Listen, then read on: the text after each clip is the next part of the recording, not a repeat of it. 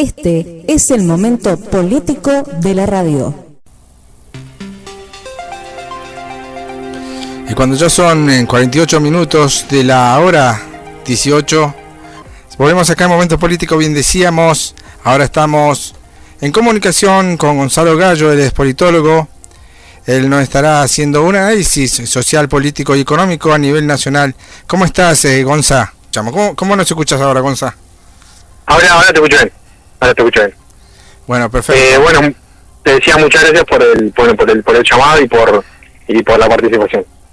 Bueno, Gonza, para ir introduciéndonos en el tema que justamente fue por qué te llamamos, era para que nos des un análisis político, social y económico a nivel nacional. Bueno, hay como muchas aristas, año electoral, año de muchas vertientes, no muchos temas. Y a nivel nacional hubo varias noticias la última semana, pero creo que la más importante es esta principio de fractura que hubo en lo que es el Juntos por el Cambio, más específicamente del PRO, con lo que hizo Horacio Rodríguez Larreta en cuanto a la elección.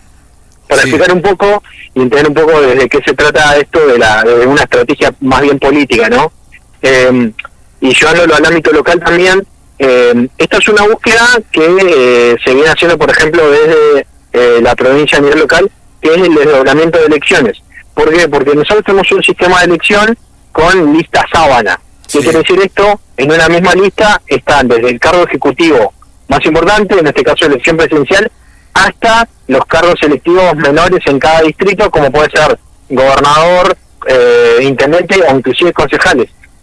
¿Qué sucede con este sistema? El arrastre de las figuras políticas más conocidas a nivel nacional tiene una influencia muy grande en la cantidad de votos que van a tener las figuras locales en los distintos cargos electivos que hay. Por ejemplo, la imagen, una boleta con imagen de una figura a nivel nacional, como podría ser, por poner un ejemplo, Cristina Fernández, va a favorecer a todos los que acompañen en esa lista, más allá del nivel de conocimiento que tengan inclusive a nivel local. Y teniendo en cuenta esta cuestión, lo que hizo Larreta en la ciudad de Buenos Aires es establecer un sistema diferenciado para lo que es el cargo electivo a nivel local, es decir, para el jefe de gobierno de la ciudad de Buenos Aires, y los cargos electivos a nivel nacional. ¿Para qué hizo esto? Porque hoy tenemos dos figuras bastante preponderantes en la política nacional y que sobre todo en la ciudad de Buenos Aires están tomando mucha relevancia, que son Patricia Bullrich, que podemos decir que es el principal delfín, el principal candidato de Mauricio Macri, y por otro lado Javier Milei, ¿no? Claro, con el sistema de lista sábana generaría que estas dos figuras terminen arrastrando a sus propios candidatos a jefe de gobierno, es decir, al intendente de Buenos Aires, y para hacer esto Larreta implementa un sistema que se utiliza en la ciudad de Buenos Aires, que se utilizó en una sola elección, pero que todavía está vigente, que es el sistema de boleta única. En este sistema de boleta única no hay una lista sábana, es decir, no hay una lista que va desde el candidato a presidente hasta el candidato a los distintos cargos electivos, sino que se va eligiendo por categoría. Y desde este punto podría tomarse, ¿viste cuando se dice que se corta boleta? Sí.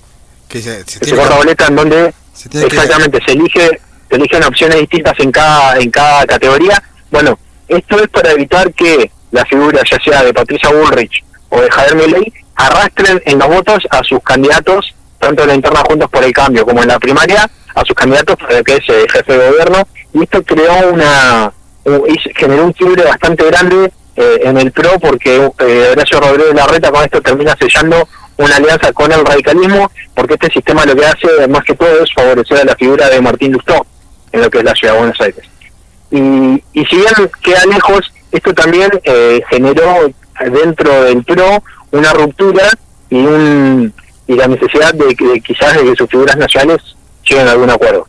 Claro, en este sentido, para vos, ¿cuál sería el candidato hoy en día a nivel nacional que vos decís que se está manifestando en un voto, que lo dicen al aire libre sin tener miedo, si se quiere? Yo creo que las internas de los distintos espacios, de los espacios más representativos, están reflejando un poco también la incertidumbre que hay en torno a la posibilidad de representación real de las diferentes figuras políticas. Hoy vemos lo que son las internas tanto de Juntos por el Cambio como de Frente Todos, y realmente no se vislumbran candidatos claros por ninguno de los dos partidos. Podríamos nombrar, o por ninguno de los dos frentes, podríamos nombrar a figuras que empiezan a tomar relevancia, en este caso, como lo decía recién, dentro de lo que es Juntos por el Cambio, Gerardo Morales del radicalismo, Patricia Bullrich y Horacio Rodríguez Larreta del PRO. Dentro del Frente de Todos está tomando mucha fuerza la figura de Daniel Scioli, por ejemplo, como un candidato que podría amalgamar varias visiones o varias expresiones del Frente de Todos, y también Guado de Pedro. Y a nivel nacional también está el nombre de Javier Milei, ¿no?, que hoy por hoy está tomando una mayor repercusión. Yo creo que es más mediática que real en torno a la intención de voto, pero que aún así... Ahí que te iba a decir, es como para hacer otro tipo de análisis para mí. El fenómeno, como muchos le dicen a Milei, ¿no? Hoy en día, vos le preguntás a cualquiera si vota a Milei, te dice sí, lo voto. Es como que directamente la gente, es un voto cantado, pero lo dice la gente, y después por ahí nos dicen votaría a otro, o a quién otro votaría. Es que justamente creo que la figura de Milei termina representando este asqueamiento, si se me permite la palabra, en torno a la política y a la representación. Las opciones electorales que hay no mostraron soluciones, tanto desde Juntos por el Cambio como desde el Frente de Todos, y creo que es más bien una manifestación de hartazgo que una manifestación de convicción. Recordemos un poco también lo que sucede con las encuestas, ¿no? Hoy Milei está teniendo un nivel de conocimiento alto, pero históricamente el nivel de conocimiento alto no se traduce necesariamente en intención de voto. Y Argentina tiene un fenómeno en particular que es que le encanta el tribuneo, digamos, o la radicalización de posturas, pero siempre termina votando cuestiones un poco más moderadas. Y yendo un poco a lo que fue la última elección, esta fue la lectura que hizo Cristina Fernández al ponerlo a Alberto Fernández como candidato, ¿no? Una persona que antes de la elección se mostraba como alguien quizás un poco más moderado, y creo que desde ese lugar fue el acierto en la lectura política para presentar este tipo de candidatos. Hoy por hoy vemos algunos discursos más radicalizados, pero la tendencia en los últimos años por lo menos es votar más hacia el centro que hacia facciones un poco más radicalizadas, ¿no?, ideológicamente. Con la bajada de Mauricio Macri como candidato, ¿el Frente Cambiemos para vos se debilitó? Yo no sé si se debilitó en términos reales. Lo que sí es cierto que pierde dentro de esa posibilidad a la figura más reconocida y más preponderante, lo que no quiere decir la que tenga mayor intención de voto. Si vas a analizar las últimas encuestas, Macri tiene una imagen negativa que ronda el 60%. Entonces, creo que desde ese punto terminaba siendo más bien un lastre que alguien que termina ayudando a los candidatos de Juntos por el Cambio.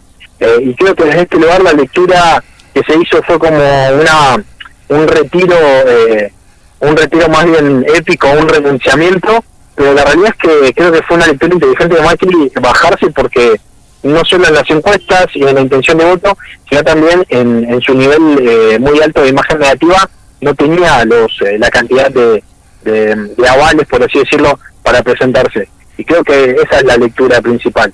Claro. Lo que sí generó Juntos por el Cambio es que no haya un liderazgo claro, y esa atomización de distintos candidatos, de distintas posturas, puede llegar a generar una pérdida de votos en lo real. Claro, o sea, hoy en día Mauricio Macri vendría siendo como una materia de consulta para la política, ya alejándose un poquito más de la lucha en la candidatura a la presidencia, ¿o no? Exactamente, y creo que un poco la movida de Larreta esta semana tuvo que ver con eso, ¿no? Cuando no hay un poder real que esté dado por la lapicera, por el cargo, por la decisión, o por el cargo que se ocupe, ya se pierde una preponderancia real. En este caso, Macri, al bajarse de la candidatura presidencial, perdió ese poder, si querés, hasta tácito que tenía como una posibilidad efectiva para presentarse. Y en este lugar, al saber que no va a ocupar un cargo ya de por sí, no tiene mucho sentido tampoco seguir ampliando su influencia. Y creo que desde este lugar es que Larreta se animó a hacer la jugada que hizo, favoreciendo a los sectores que quizás Macri no apoyaba tanto, ¿no? En la ciudad de Buenos Aires el candidato del PRO era, o es, en particular, Jorge Macri, que es el primo del expresidente, sí. Y con esta movida que hizo Larreta le da más lugar al radicalismo, como a Lustó o algunas otras figuras que van apareciendo. Manes. Y creo que y Manes, creo que la construcción de Manes no llega a darle un posicionamiento tan importante, y Manes está más lanzado en su idea a nivel nacional que dedicarse al distrito de la capital federal. También recordemos que Manes se presentan, digamos, su distrito por el cual se presenta es por la provincia de Buenos Aires. Sí. Y ese es otro tema. Y una estrategia interesante que hay con respecto a esto, por ejemplo, desde el Frente de Todos, es una estrategia que se podría considerar que es como una X en lo que es la provincia de Buenos Aires. ¿Por qué una X? Porque tanto en los extremos superiores, en los candidatos a presidente, que podrían ser en este caso Daniel Scioli o Guado de Pedro, va a haber una interna en donde se cruza la X, hay un solo candidato en la provincia de Buenos Aires, que es Axel Kicillof, y después en los distintos distritos va a haber internas para los distintos cargos. Por ejemplo, se habla de que en Tigre va a haber una elección entre el actual intendente de Tigre y Malena Galmarini, por ejemplo, en una interna. Entonces, hay distritos donde no va a haber interna y donde los candidatos van a estar puestos de antemano, por así decirlo. Claro, se puede entender igual que la juventud representa un 26% del padrón electoral. ¿A quién favorece para vos de las figuras que hoy quieren representarnos? Y esa es una lectura que creo que es la lectura que están haciendo todos, porque justamente los candidatos están intentando acercarse a ese público más joven. Claro. Y hoy por hoy el que más lo está logrando es Javier Milei, en este punto, ¿no? Paradójicamente, en muchos casos, con ideas que quizás en otro tiempo se consideraban vetustas o fuera de contexto, hoy están cobrando fuerza y mucha juventud se está acercando a la política a partir de las ideas del llamado liberalismo, ¿no? Los llamados libertarios. Siempre el voto joven es un voto bastante codiciado por la política, porque en un punto va a marcar la representación en un corto plazo y en un mediano plazo. Y creo que el que más está teniendo alcance en este punto es Milei. Hoy por hoy no vemos figuras políticas que estén teniendo ese alcance, y otra cosa que está sucediendo también, y mucho a nivel provincial, es el recambio en las edades de las figuras que van a ocupar cargos representativos. Digamos, hoy por ejemplo el gobernador Mariano Orsioni tiene una edad cercana, tiene 63 años Mariano Orsioni, y si vos ves todos los candidatos a cargos selectivos que hay, por ejemplo en Trelew, que la elección es este fin de semana, o en los potenciales candidatos a nivel provincial o en Comodoro Rivadavia, ninguno supera los 45 años, ¿no? Y creo que ese recambio político también va a traer una nueva lectura hacia las medidas que se pueden llegar a tomar. Y lo creo también como un cambio generacional necesario, ¿no? Esta bajada en la edad de candidatos. En los tiempos políticos que puedan venir va a depender mucho de las medidas que se tomen y cómo se pueda paliar un poco la situación. Al gobierno le preocupan 3 índices que se conocieron en el último tiempo, que es uno el dato de pobreza, Sí. El segundo el dato de inflación de marzo, que rondó el 7%, y el tercero es algo que sucedió hoy hace un ratito nomás cuando cerró la ronda en el mercado, es que el dólar blue llegó a los 400, tocando por primera vez este número, ¿no? Los 400 pesos. Y la debilidad del gobierno para obtener divisas asociadas a las presiones que establece el Fondo Monetario Internacional, la sequía y la falta de liquidación de los productores, terminan generando mucha vulnerabilidad para poder manejar las variables macroeconómicas e intentar mantenerlas tranquilas o quietas en un año electoral. Recordemos que siempre en los años electorales hay atraso cambiario, atraso de tarifas, atraso en muchos índices que después de la elección se terminan ajustando, hacia arriba, justamente para no perjudicar al público que podría votar al oficialismo de turno. Sin ir más lejos, hoy por hoy el intendente de la ciudad de Comodoro Rivadavia se reunió con la gente de la cooperativa para hablar de bajar 2 índices que aparecieron en la factura de todos los comodorenses que casi de manera inesperada elevaron la factura entre un 50 y un 60%. Y desde ese lugar es que se busca minorar un poco el impacto de ciertas variables económicas en función de los votos que se podrían obtener. Gonza, cuando se habla de plan económico popular, ¿vos qué pensás que por ahí hoy en día la clase media baja la rechaza esos planes económicos, ya que la clase media y baja quieren tratar de tener una economía real? ¿Vos qué pensás sobre eso? Yo creo que cuando se habla de economía popular, ya se está creando o se crea un imaginario alrededor si querés, de lo que son las organizaciones sociales, ¿no? Sí. Y eso está comprobado que en muchos sectores de la sociedad genera algún tipo de rechazo. Entonces, cuando se presentan planes económicos, fíjate que nadie presenta un plan económico en concreto. Claro, sí. Nadie dice realmente qué es lo que va a hacer. Y a partir de eso, por ejemplo, se dice, no sé, Patricia Bullrich en una entrevista dijo, va a eliminar los planes sociales. Ahora, eso tiene un cómo, eso tiene un costo político, eso tiene una legitimidad que va a depender de la cantidad de votos que saque o no. Claro, Recordemos que la legitimidad que puedan tener los potenciales candidatos para hacer lo que quieran hacer va a estar muy marcada por la cantidad de votos o la diferencia que obtengan. En este caso, si hay una elección muy cerrada, no va a existir la legitimidad política o popular para poder llevar adelante los cambios que se generen, y van a tener que tener muchos acuerdos. En un punto de la atomización que se está viendo en la política, tanto en la interna de los frentes como en los distintos candidatos o las distintas opciones que hay, y la incertidumbre en torno a esos candidatos genera que no se pueda hablar de un plan económico de manera real o concreta, con medidas concretas, ¿no? Siempre se habla de bajar la inflación, de bajar la emisión monetaria, de reducir el gasto, y también aparece esta idea, ¿no?, de la reducción del gasto público como la medida a tomar para reducir todos los males, y creo que es mucho más complejo cuando te sentás a analizar y a pormenorizar cuáles son los gastos reales del Estado y cuáles son los problemas que realmente se tienen. Hoy por hoy, en casi todos los distritos, a nivel provincial, a nivel nacional, uno de los principales problemas termina siendo la deuda, ¿no? Cómo se mantiene esa deuda y cómo esa deuda va a influir también en los futuros planes económicos. No, sí, seguramente. Por ahí se dice que hay 8 millones de trabajadores no registrados, que justamente forman parte de la economía nacional. ¿Vos pensás que eso es algo pendiente que tiene el gobierno para registrar a los que no están registrados? Mira, hay dos índices que la democracia no ha podido solucionar, que son el índice de la pobreza estructural, que nunca pudo bajar en torno a un 30%, a un 28%, el índice más bajo fue un 27% en el año 2010, pero hay un porcentaje alto de la población que no pudo salir de la pobreza, y otro es la marginalidad en el trabajo negro de un 35% hoy por hoy. Esos son dos índices que reflejan un poco la situación económica de los últimos años y que nunca ningún gobierno pudo bajarlos, ¿no? Y eso explica, por ejemplo, la falta de seguridad social en muchos ámbitos, en muchos trabajadores, y también la flaqueza del sistema jubilatorio, que lleva a que no sea solvente al momento de pensar. Para que un sistema jubilatorio sea solvente, un sistema solidario como el que tenemos, tendría que haber 3 trabajadores por cada trabajador pasivo, es decir, por cada jubilado.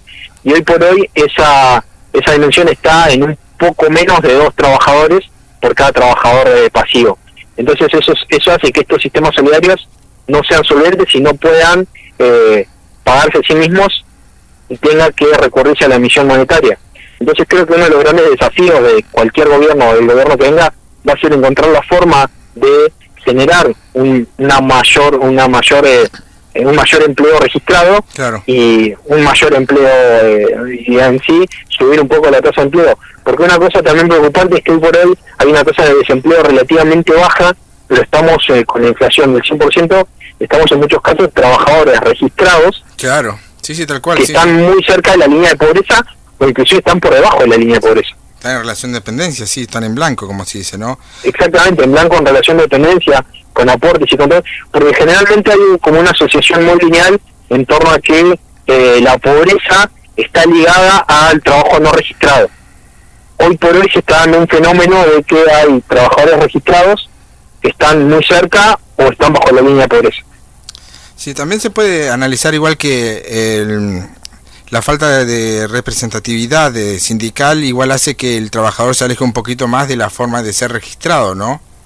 Yo creo que ahí la lectura pasa más bien por las burocracias en las que se transformaron algunos sindicatos, ¿no? Claro, sí. Y cuando digo burocracias, podemos decir entes que funcionan por sí solos y que funcionan más allá de quien esté en el cargo en el momento, ¿no? Por supuesto, sí. Y esa falta de representatividad termina haciendo que una herramienta como es la afiliación sindical para obtener mejores sueldos o mayores derechos laborales no se utilice por por también la mala visión que tienen hoy por hoy en algunos sectores de la sociedad, los sindicatos.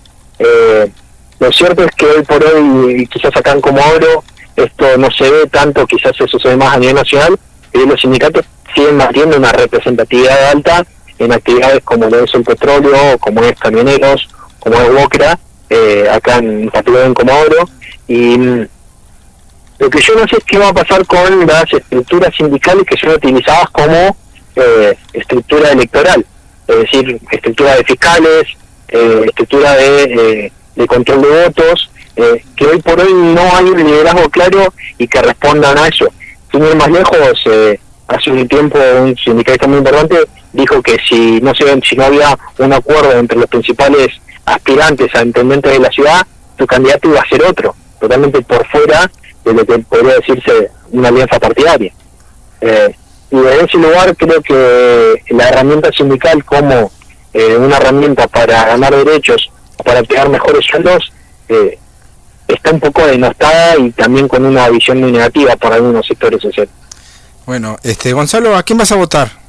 No, mentira, Bueno, muy agradecido Gonzalo por la información. Todavía no sé. Viste, si votarías a Milei diría, voy a votar a Milei, ¿viste? Pero como no lo votás, no sabes a quién. No, eso creo que no pasaría así. Hay un amigo en común, un señor operador que nos está escuchando, creo que se estaría riendo. No, sí, ya sé quién es. Un tal Cerón, ¿no? Qué grande sos, exactamente. Bueno, nuevamente muchísimas gracias por el llamado, Tony. Bueno, muy agradecido. Un abrazo grande, Gonzalo. Hasta luego, Tony. Chao. Ahí estamos justamente con Gonzalo Gallo, politólogo, dando justamente un análisis social, político y económico a nivel nacional. Nosotros seguimos con más Momento Político, vamos. Este es el Momento Político de la radio.